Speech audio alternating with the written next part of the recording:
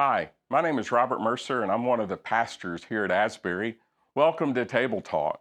This week, we continue in our series, Like Jesus. Jesus was sent to the world to walk with us and show us how to live as faithful people. In Matthew chapter 4, Jesus walked along the shoreline of the Sea of Galilee.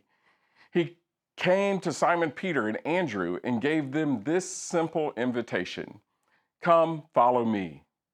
God walks in our midst, searches for us, and moves us to be like Jesus. This week, we look at what it means to listen like Jesus. We should strive to listen like Jesus so that we can meet people where they are. It takes work to truly listen to other people. In Luke chapter 4, Jesus is walking with two of his disciples who are distraught in the aftermath of Jesus' death.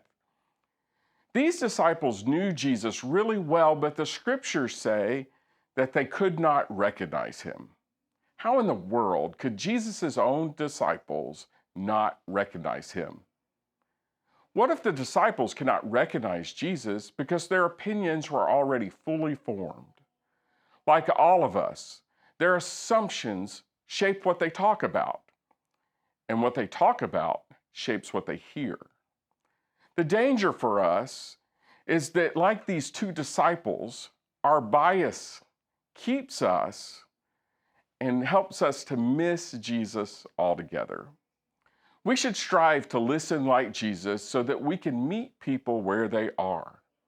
Stories of Jesus walking alongside people can give us some good insight into what we can do to listen like Jesus.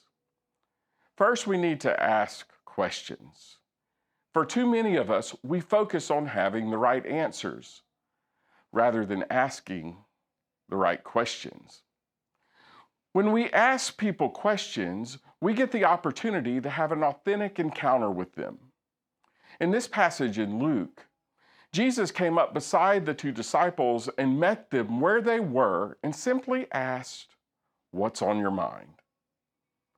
The next thing that we need to do to listen like Jesus is to be silent. In Matthew chapter 4, Jesus went to the wilderness to fast and to be tested before he started his ministry. For Jesus, listening meant he first needed to be silent so he could truly hear what God wanted him to do.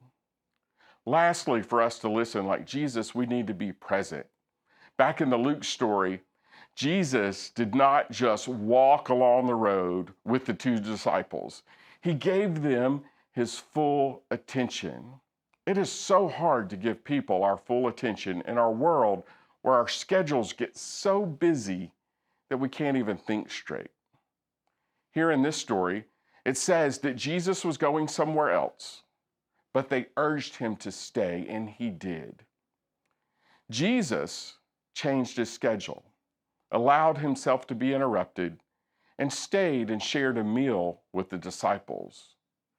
Being present could be the most important part of listening like Jesus. It wasn't until Jesus ate with the two disciples that they recognized him.